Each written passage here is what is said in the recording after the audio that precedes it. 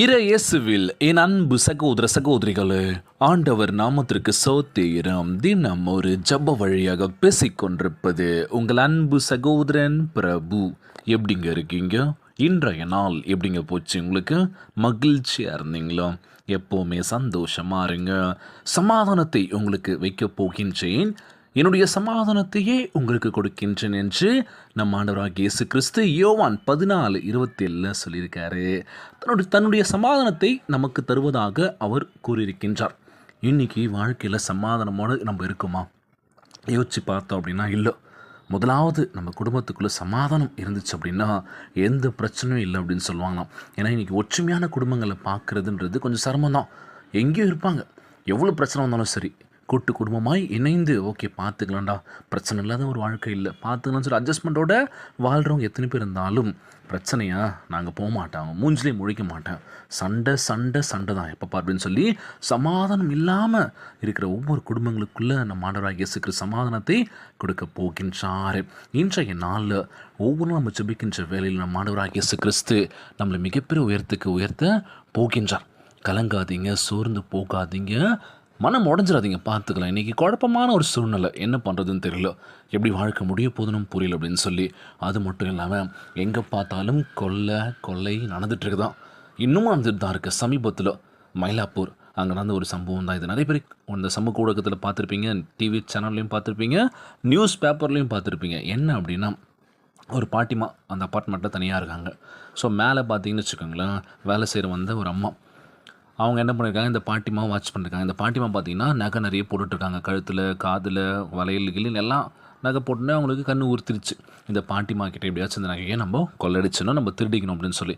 அந்த நேரம் வந்துச்சு. இந்த பாட்டிமா வீட்டில் யாரும் இல்லை, வீட்டுக்குள்ளே போகிறாங்க, கொஞ்சம் தண்ணி கொடுங்கன்னு சொல்லி கேட்குறாங்க. அந்த பாட்டிமாவும் என்ன பண்ணுறாங்க, கிச்சனுக்கு போகும்போது பின்னாடியே போயிட்டு கத்திரிக்கோளால் அவங்கள தாக்க ஆரம்பிக்கிறாங்க.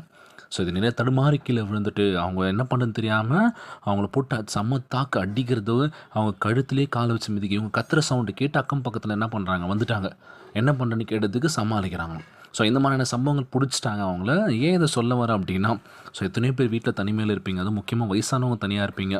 ஸோ இன்றைக்கி எத்தனையோ விஷயங்கள் நடந்துகிட்ருக்கு, நம்ம தான் விழிப்புணர்வோட கூடவே பத்திரமா பார்த்துக்கணும் அப்படின்னு சொல்லுவாங்களாம். ஸோ நீங்கள் பத்திரமா இருங்க. வெளியில் போகிறச்சும் சரி, வீட்டில் இருக்கும்போது சரி, நகைகள் அதிகமாக அணிய வேணாம். போடலாம், சிம்பிளாக எதுவும் 1-2 போட்டால் பிரச்சனை இல்லை. ஏகப்பட்டதை போட்டு என்கிட்ட தான் இருக்குது அப்படின்னு சொல்லி காட்டுறதுக்கு வேண்டிய அவசியம் இல்லை. பத்திரமா இருங்க, சேஃபாக இருங்கன்றதுக்காக தான் இந்த பதிவு உங்கள்கிட்ட நான் ஷேர் பண்ணுறேன். இன்றைக்கி பார்த்தீங்கன்னா ஏகப்பட்ட பிரச்சனை நடந்துகிட்ருக்கு. அந்த பிரச்சனையின் மத்தியில் இந்த ஒரு பிரச்சனை, ஆனால் அவங்களுக்கு உயிர் எதுவும் எந்த ஒரு ஆபத்தும் இல்லை, சின்ன ஒரு காயம் மட்டும்தான். அந்த பாட்டிமா ஹாஸ்பிட்டல் நல்லா இருக்காங்க. இவங்கள பிடிச்சிட்டு போயிட்டாங்க.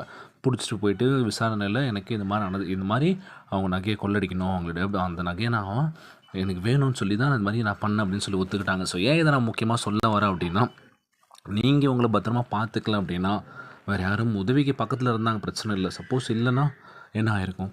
ஸோ அதனால் வந்து நம்ம கிட்டே இருக்க எவ்வளோ விஷயங்களாக இருந்தாலும் சரி, நம்மளுடைய பாதுகாப்பு நம்ம கையில் மட்டும்தான்.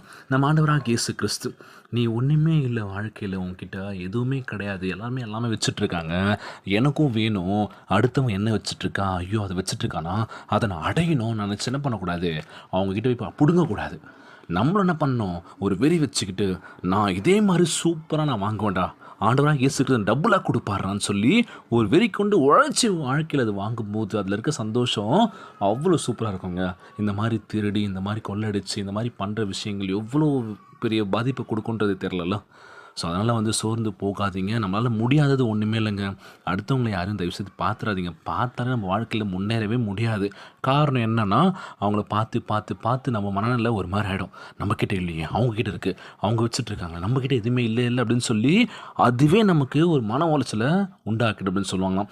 ஸோ இன்றைய நம்ம ஆண்டவராகிய இயேசு கிறிஸ்து அழகான வாக்குத்தத்தத்தை கொடுத்திருக்கின்றார். யோவான் 14:27 எடுத்து வாசிச்சு பாருங்களேன்.